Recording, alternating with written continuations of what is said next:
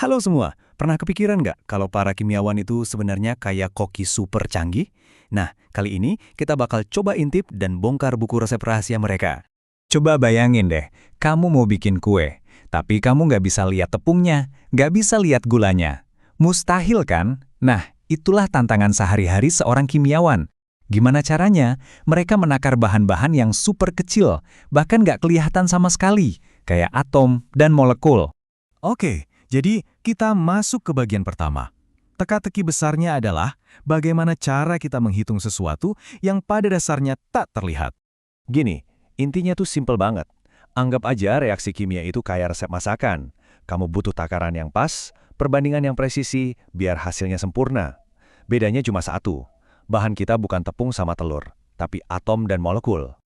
Terus gimana dong solusinya? Nah, para kimiawan itu pinter banget. Mereka bikin satu satuan takar khusus untuk masalah ini. Kenalin nih, mol.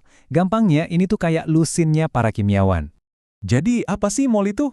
Secara definisi, mol itu adalah satuan standar di dunia kimia. Simpelnya, ini adalah cara kita untuk bilang sekian banyak partikel. Mau itu atom, molekul, apa aja deh. Oke, sekian banyak itu tepatnya berapa? Jawabannya, sebanyak ini. Nolnya banyak banget kan? Angka super besar ini namanya bilangan Avogadro. Dan percayalah, angka inilah jantung dari semua perhitungan kimia. Biar gampang, gini deh. Kalau kita beli telur, kita bilang 1 lusin untuk 12 butir. Nah, kimiawan bilang 1 mol untuk angka raksasa yang tadi itu. Jadi 1 mol itu ya cuma nama keren buat sebuah jumlah. Sesimpel itu. Tapi jangan salah, mol itu bukan cuma angka.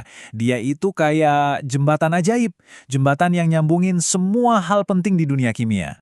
Lihat deh, mol itu ada di tengah-tengah. Dia jadi pusatnya. Dari mol, kita bisa nyambung ke massa zat yang bisa kita timbang di lab, ke jumlah partikel yang nggak kelihatan itu, bahkan sampai ke volume gas. Semuanya terhubung lewat mol. Oke, yuk kita coba lewatin jembatan yang pertama. Gimana caranya dari mol kita bisa tahu jumlah partikel aslinya? Gampang banget. Formulanya simpel aja. Jumlah partikel itu sama dengan jumlah molnya dikali, ya, bilangan Avogadro yang super besar tadi. Tinggal dikalikan saja. Keren kan? Tapi kan di lab kita nggak ngitungin partikel satu-satu. Kita nimbang. Nah, pertanyaan berikutnya, gimana caranya kita nyimbang 1 mol zat? Nah, disinilah konsep massa molar masuk. Gampangnya, massa suatu zat itu tinggal jumlah mol dikali massa molarnya. Setiap zat, setiap senyawa punya massa molar yang beda-beda. Anggap aja kayak sidik jari kimianya. Oke, jumlah partikel udah, massa udah. Sekarang, gimana kalau zatnya itu gas? Bisa nggak kita pakai mol buat ngukur volumenya? Jawabannya tentu aja bisa. Dan ini bagian yang keren banget. Ternyata, 1 mol gas apapun, nggak peduli itu oksigen, nitrogen, atau gas lainnya, di kondisi standar, volumenya itu sama.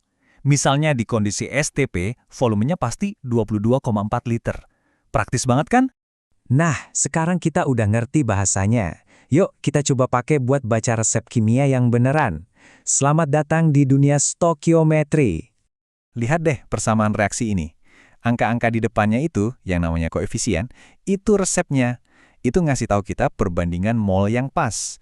Jadi, resep ini bilang, 1 mol etanol butuh 3 mol oksigen buat menghasilkan 2 mol karbon dioksida dan 3 mol air. Tepat. Tapi, di dunia nyata kan nggak selalu ideal. Seringkali bahannya nggak pas takarannya. Pasti ada satu bahan yang habis duluan. Nah, bahan yang habis duluan inilah yang kita sebut pereaksi pembatas. Biar kebayang, kita pakai analogi roti lapis lagi. Kamu punya 10 lembar roti, tapi kejunya cuma ada 3 lembar. Jadi, kamu bisa bikin berapa roti lapis? Cuma 3 kan? Kenapa? Karena kejunya habis duluan. Nah, keju inilah pereaksi pembatasnya. Di kimia juga gitu. Caranya gampang. Pertama, kita hitung dulu mol masing-masing bahan. Terus, mol tadi kita bagi sama angka koefisiennya di persamaan reaksi. Nah, hasil bagi yang paling kecil, itulah si reaksi pembatasnya. Kerennya lagi, konsep mol ini bisa kita pakai secara terbalik. Misalnya, kita punya sampel zat, terus kita timbang massa tiap unsurnya. Dari massa itu, kita bisa hitung molnya, dan dari situ, kita bisa temuin perbandingan atom paling sederhana di dalamnya. Itulah yang disebut rumus empiris. Contohnya ya kayak gini, Kita bisa nemuin rumus karat besi itu Fe2O3. Oke, setelah kita bahas panjang lebar, apa sih intinya? Simple banget. Mol itu adalah kunci utama kimia. Jadi ini poin terpentingnya. Mol itu bukan cuma angka, tapi bahasa universal para kimiawan. Dengan bahasa ini, kimia jadi ilmu yang super presisi.